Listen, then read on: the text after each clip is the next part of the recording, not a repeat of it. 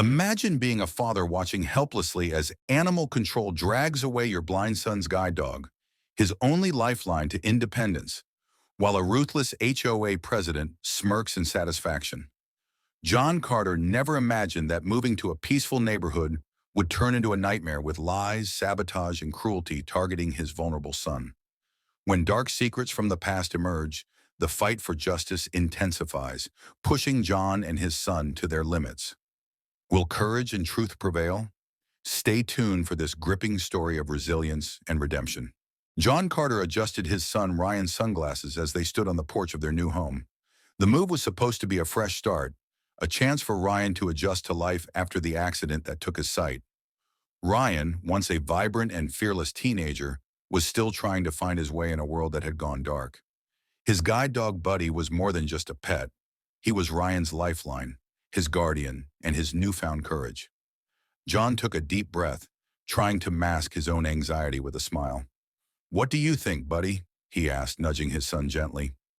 Ryan reached down to pat Buddy, who leaned into him protectively. "It's quiet," he said, his voice uncertain. "That's good, right?" John encouraged. Ryan shrugged. "I guess so." Buddy tugged lightly on the harness, guiding Ryan down the front steps toward the sidewalk. John followed, fighting the knot in his stomach. It hadn't been easy watching his son lose his sight, and it had been even harder convincing Ryan to keep fighting.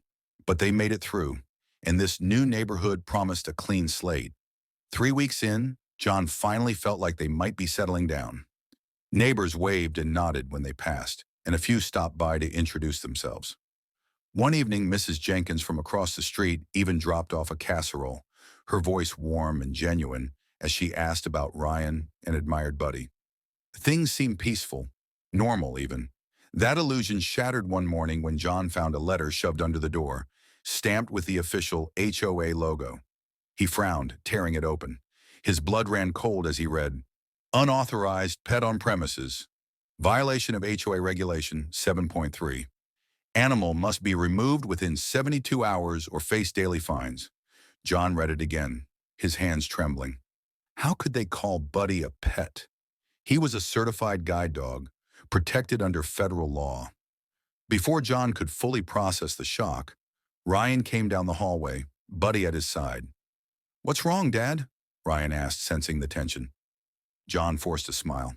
"Nothing, son. Just some annoying paperwork." But Ryan wasn't buying it. "Buddy's not in trouble, is he?" John hesitated. "Of course not. Don't worry about it." Ryan knelt beside Buddy, rubbing his ears. "They can't take him. They just can't." John set his jaw. "No one's taking Buddy. I promise." Determined to clear things up, John called the HOA office. After being put on hold for 10 minutes, he finally got through to the president herself, Martha Sullivan. The woman's voice was clipped and cold, dripping with superiority. "Mr. Carter," Martha greeted, as though his name left a bad taste in her mouth. "Yes, hi. I just received a notice about my son's guide dog, Buddy. There must be some mistake. Buddy is a certified service animal." Martha's tone didn't change. "We don't allow pets over 20 pounds. It's a health and safety issue. I'm sure you understand." "He's not a pet. He's a guide dog.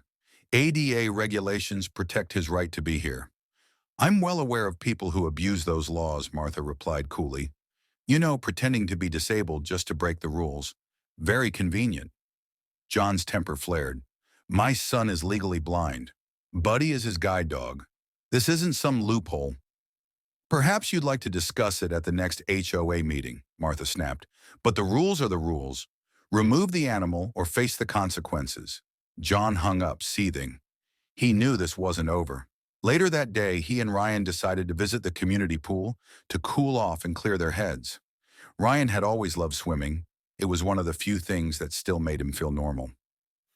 Buddy sat obediently by the pool's edge, watching Ryan as he swam laps.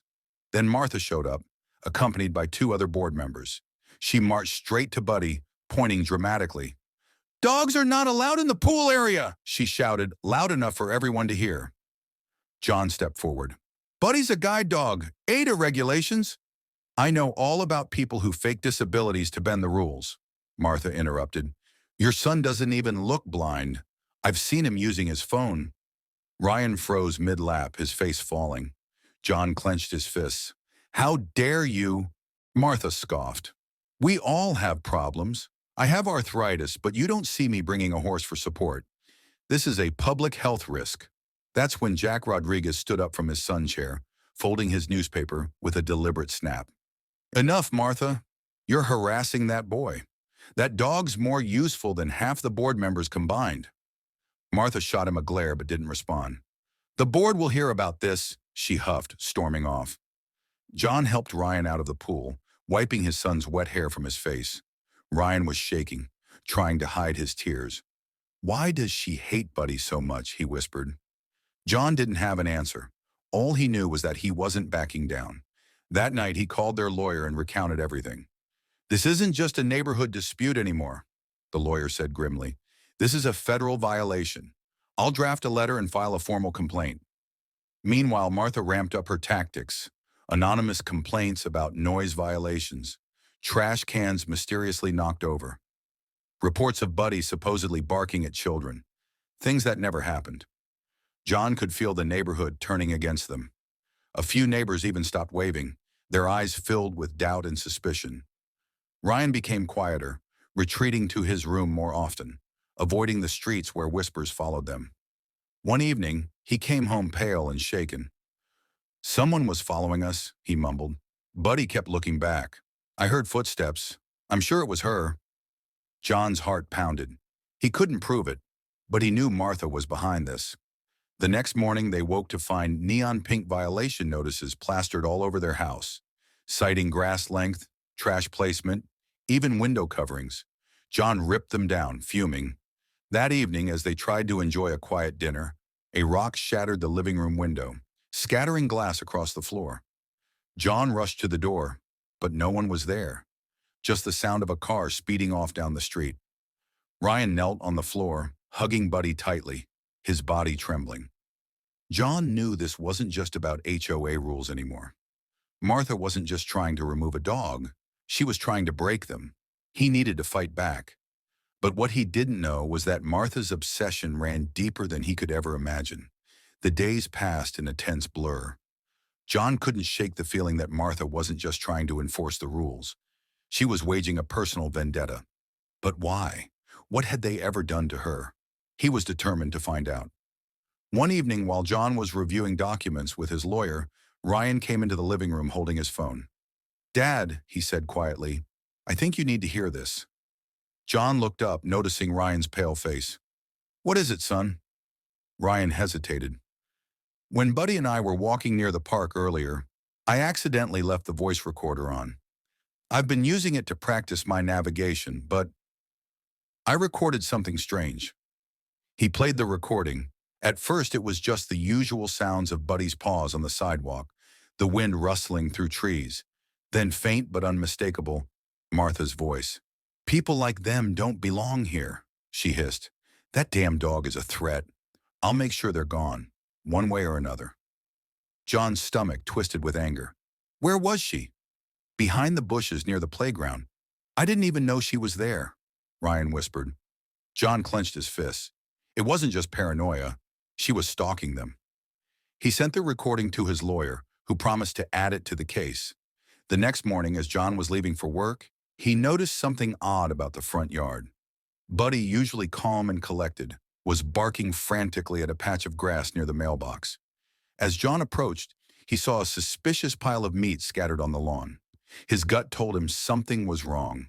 Carefully, he collected the meat using gloves and took it to the vet. Hours later, the call came in. "Mr. Carter, you were right to be cautious," the vet said gravely. "The meat was laced with antifreeze and macadamia nuts. If Buddy had eaten it, he wouldn't have survived." John felt sick to his stomach. Martha had tried to poison Buddy. The rage boiling inside him threatened to erupt, but he knew he needed to keep his cool, for Ryan's sake. That night, he installed security cameras around the property and warned Ryan to always be vigilant when walking Buddy. He couldn't help but wonder what Martha's next move would be. The following morning, as Ryan was walking Buddy to the bus stop, Martha appeared again. She stood across the street, phone in hand, recording them as Buddy carefully guided Ryan around a pothole. "You see that?" she called out to a passing neighbor. That dog almost dragged him into the street.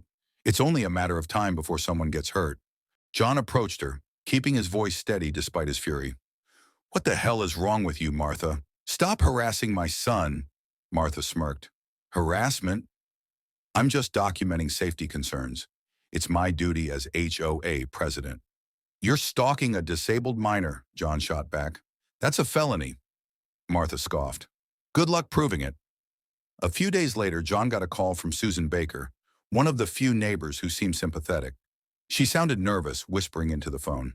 John, I don't know how to tell you this, but Martha's planning something big.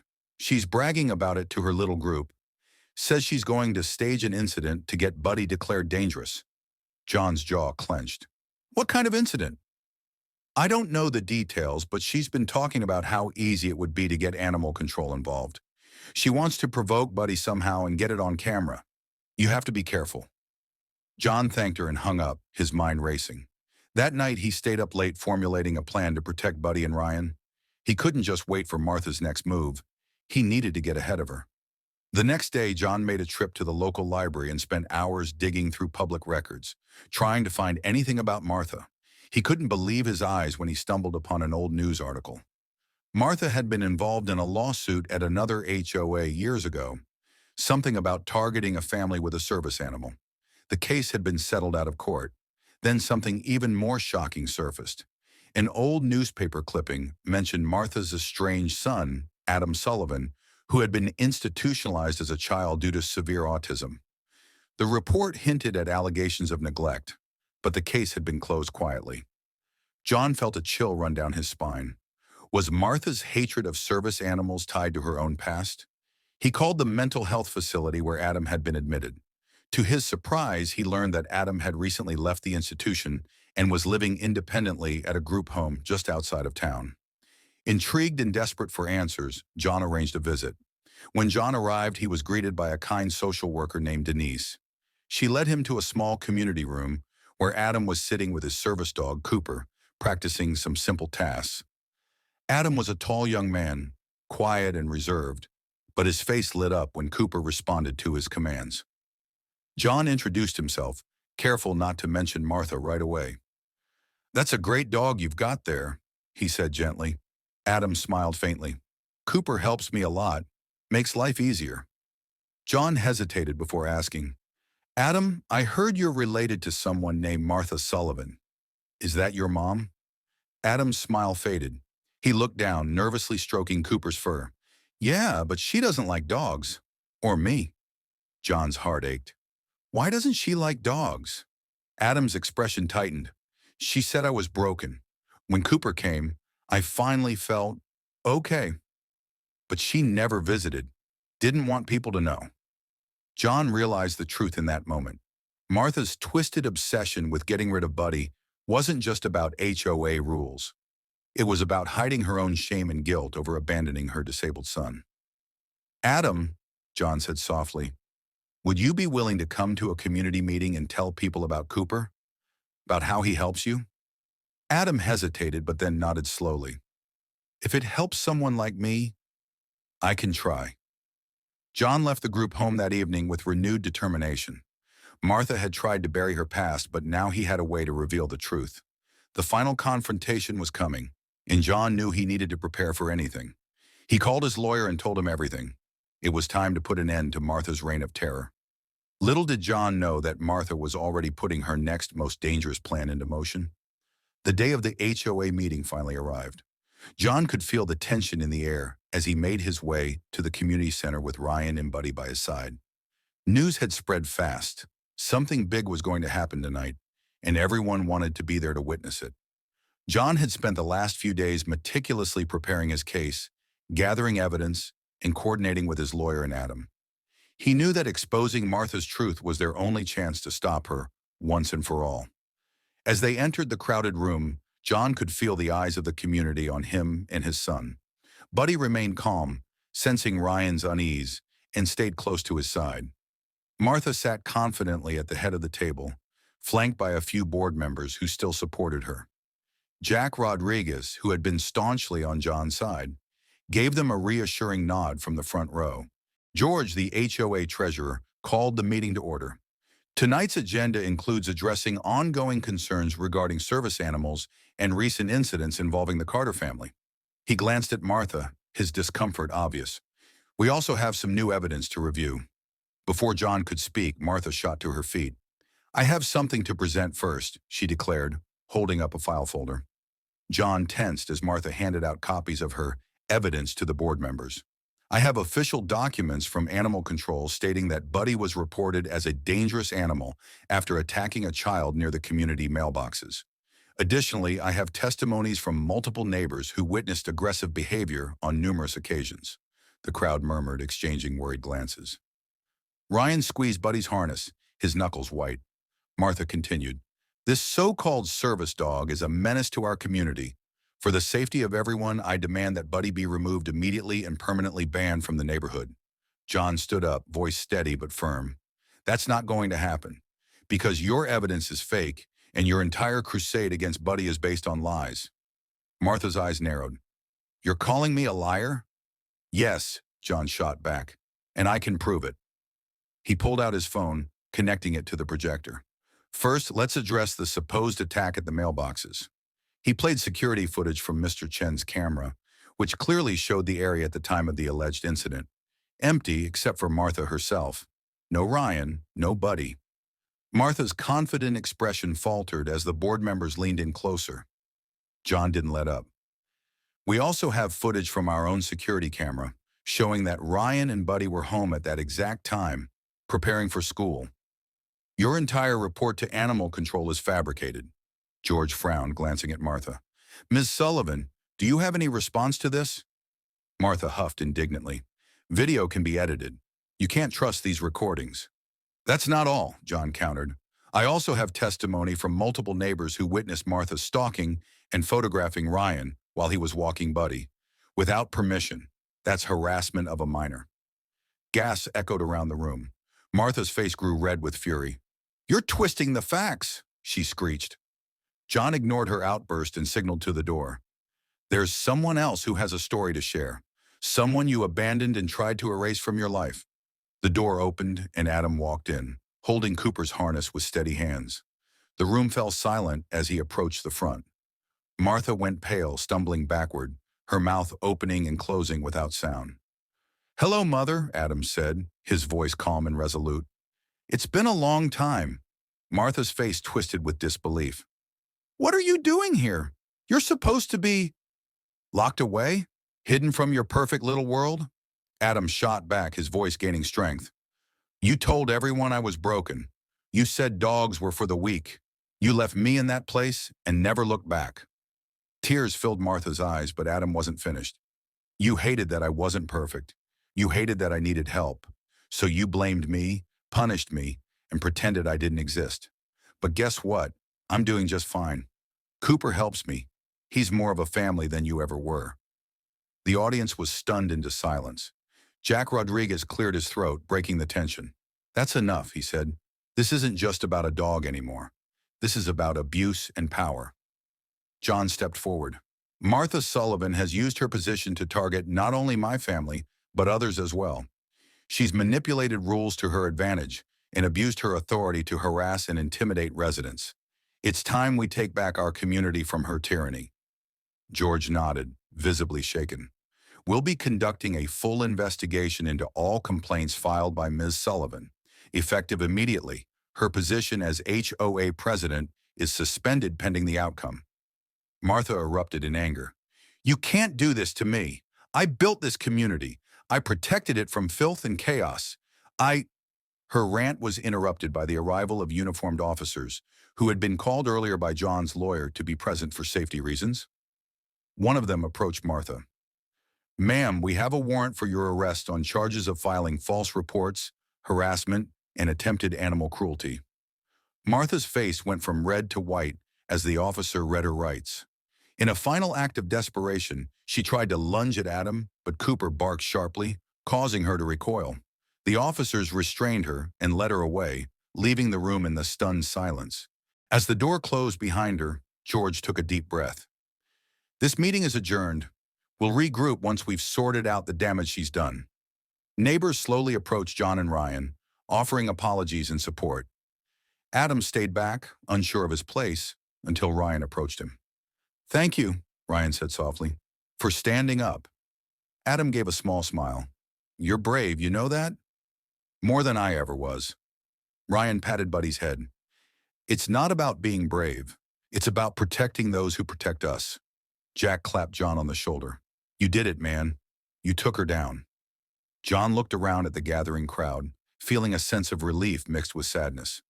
"We did it together," he replied, "and maybe now we can finally move on." But as they left the community center, John couldn't shake the nagging feeling that the battle wasn't completely over. There were still loose ends, like how Martha had managed to manipulate the HOA for so long without being questioned, and why so many had followed her so blindly. As the crowd dispersed, John resolved to dig deeper into the HOA's history. He knew that while Martha was gone, her toxic influence might still linger.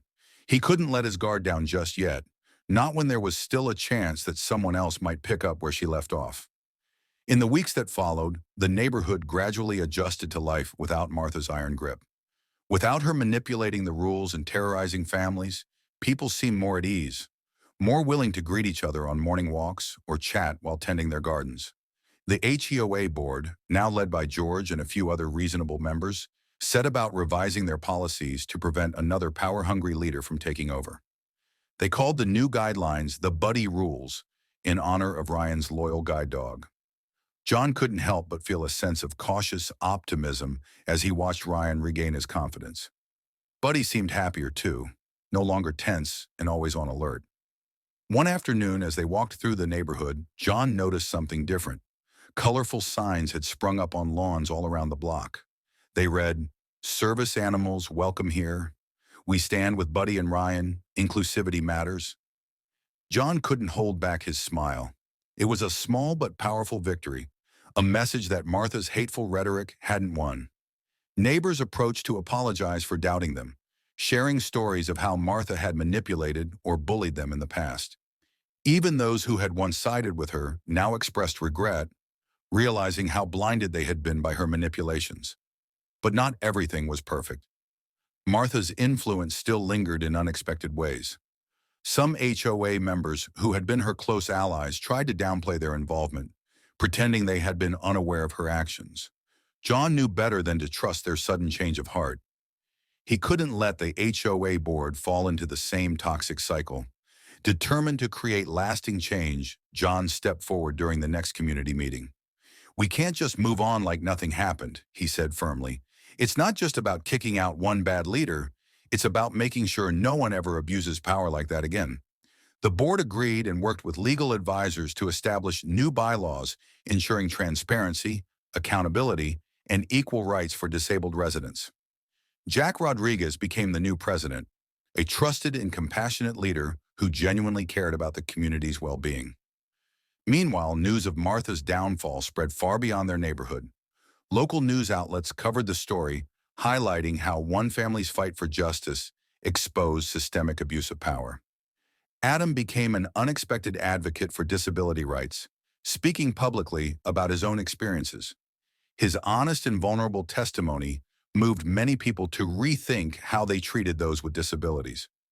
One afternoon, John got a surprising call from the local sheriff's office. The officer informed him that Martha had pleaded guilty to harassment and filing false reports. As part of a plea bargain, she had agreed to community service, ironically working with service animals and people with disabilities. John couldn't help but feel a bitter satisfaction at the irony. A few weeks later, Adam showed up at John's door, looking a little hesitant. Ryan was out back playing fetch with Buddy, and John invited him in. "Hi," Adam said softly. "I just wanted to say thank you for giving me a chance to speak, for letting me confront her." John smiled gently. "You deserve that chance, Adam. You showed incredible strength back there." Adam hesitated. "I've been doing some thinking about how Mom was always ashamed of me, always hiding me away. I guess I just wanted to prove to myself that I wasn't broken." "You're not," John said firmly. "You never were. People like her, they just can't handle what they don't understand. But that's on them, not you." Adam nodded, glancing out to where Ryan was laughing as Buddy chased a ball. I don't know what to do with my life now. After everything, I feel kind of lost. John thought for a moment. Have you ever thought about helping others like you? You've been through so much. Your story could inspire others. Maybe you and Cooper could work with kids or veterans who need service dogs. Adam's eyes lit up. You really think I could do that? Absolutely, John encouraged. You and Cooper make a great team. You already showed the whole neighborhood how strong you are. From that day on, Adam threw himself into advocating for disability rights, volunteering at local service dog training centers, and sharing his story publicly. He and Ryan became close friends, bonded by their shared resilience and love for their dogs. Months passed, and the neighborhood transformed into a supportive community that celebrated differences rather than shunning them. The HOA even organized a Service Animal Appreciation Day, featuring demonstrations from guide dogs, therapy animals, and even Cooper and Buddy showing off their skills. Adam spoke at the event, his voice steady and confident as he recounted his journey from isolation to empowerment. As for Martha, her community service forced her to confront the very things she had despised for so long: service animals and the people who relied on them. Witnesses at the shelter where she worked reported that she remained bitter and resentful, but there were whispers that her heart had softened just a little, particularly after seeing a blind teenager guiding a therapy dog through an obstacle course. On the day Martha finally completed her community service, she walked out of the shelter with hunched shoulders and weary eyes. Just as she stepped into the parking lot, she saw Adam helping a young girl learn to guide her therapy dog. He looked up, noticing her, but his face remained calm and unbothered. Martha hesitated as if wanting to speak, but no words came out. Instead, she just turned and walked away, leaving behind the very life she had once tried to destroy. That evening, as John and Ryan sat on the porch with Buddy at their feet, Adam joined them, holding Cooper's harness. You know, Adam mused, I used to think I was the problem. But now, I realize it wasn't me. It was never me. John patted him on the shoulder. And you proved that, not just to yourself, but to everyone else too. Ryan grinned. Besides, anyone who doesn't like dogs clearly has their priorities messed up. They all laughed and Buddy barked in agreement. As the sun dipped below the horizon, John couldn't help but feel proud, not just of his son, but of how their struggle had brought about something truly meaningful. Sometimes battles aren't just fought with fists or words, they're fought with unwavering resolve and a refusal to be broken by those who would rather live in ignorance and fear. The Carter family had faced darkness, but in the end, they brought light, not just for themselves, but for an entire community that had learned how to stand up for what was right. And as Buddy rested his head on Ryan's lap, tail thumping against the wooden porch, John knew that they had not just won a battle, they had changed a mindset, one heart at a time.